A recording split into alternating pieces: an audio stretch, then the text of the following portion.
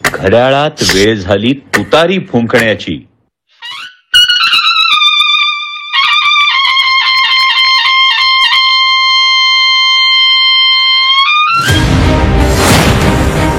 वाजवा तुतारी, गाडा गद्दारी. वाजवा तुतारी आणि गाडा गद्दारी. नवीन चिन्ह, नवीन सुरुवात.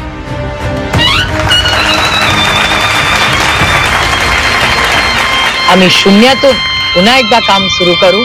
ही तुतारी ही काय संकेत देते हे मला तुम्हाला सांगायची गरज नाही. शरद पवार फुंकणार प्रचाराची तुतारी.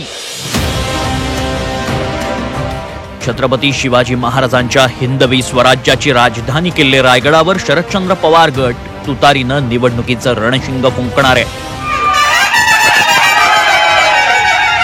राष्ट्रवादी काँग्रेस शरदचंद्र पवार या पक्षाला केंद्रीय निवडणूक आयोगानं तुतारी हे चिन्ह दिलंय.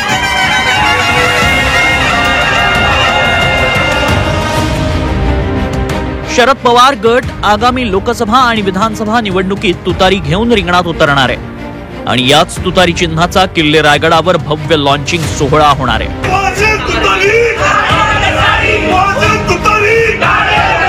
वाजवा तुतारी आणि गाडा गद्दारी. तुतारी वाजलेली आहे, बिगुल फुंकलेला आहे आणि युद्धासाठी आता महाराष्ट्र तयार.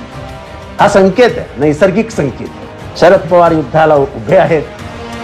1978 साली शरद पवारांनी सर्वात तरुण मुख्यमंत्री होण्याचा मान मिळवला.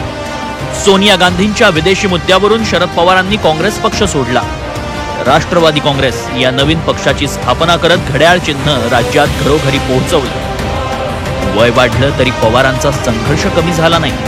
साताऱ्यात भर पावसात सभा केली आणि राज्याच्या राजकारणाचा चेहरा मोहराच बदलून टाकला. मवियाचं सरकार स्थापन करत पवारांनी भाजपला धोबी पछाड दिली. पुतण्या अजित पवारांनी साथ सोडली. राष्ट्रवादीत फूट पडली. जो पक्ष वाढवला, मोठा केला, तोच पक्ष आणि चिन्हही निवडणूक आयोगानं अजित पवारांकडे दिला. तरीही शरद पवार डगमगले नाहीत.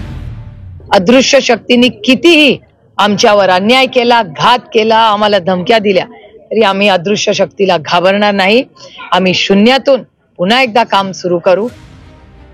शरद पवार नावाचा संघर्षशील योद्धा पुन्हा नवीन पक्ष, नवीन नाव आणि नवीन चिन्हासह राजकारणाच्या आखाड्यात उतरणार आहे.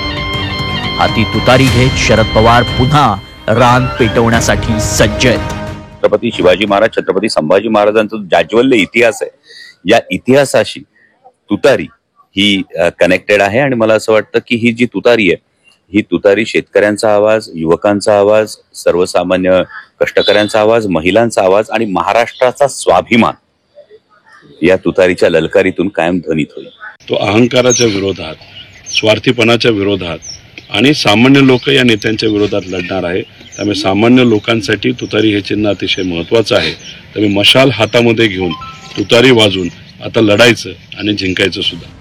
शरद पवार म्हणजे राष्ट्रवादी काँग्रेस आणि राष्ट्रवादी काँग्रेस म्हणजे घड्याळ हेच चित्र लोकांच्या मनावर बिंबलं गेलंय.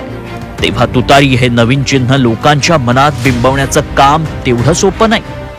काळ असं झालाच. 99 सालामध्ये जी निवडणूक झाली 99-2000 त्यावेळेला जवळ 25-30% जास्त मतं जी आहेत ही त्यावेळेला हाताला गेली आणि ज्या लोक आम्ही विचारायचो तुम्ही कुणाला मत दिलं, आम्ही शरद पवार साहेबांना मत दिलं, हाताला मत दिलं, परंतु त्यावेळेला काँग्रेसच्या बाहेर होते.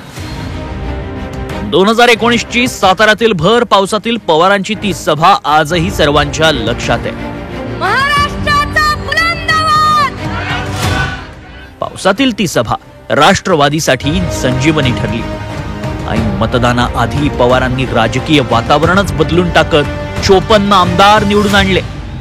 तुमच्या आमच्या सगळ्यांनी पवार साहेबांचा अनुभव घेतलाय, पण एक डाव पवार साहेबांचा शेवटचा तुमच्या सगळ्यांना चितपट करणार अजून बाहेर यायचंय. तेल लावलेला पैलवान ही शरद पवारांची राजकीय ओळख. पवारांचे डाव भल्या भल्यांना चक्रावून सोडणारे राहिले. शरद पवार या नावाला त्यामुळेच विरोधक दचकून असतात. अजित पवारांनाही हे ठाऊक आहे. आता किल्ले रायगडावरून शरद पवार कोणता नवा डाव टाकतात याकडे सर्वांचंच लक्ष लागलंय. सागर कुलकर्णी, झी 24 तास, मुंबई.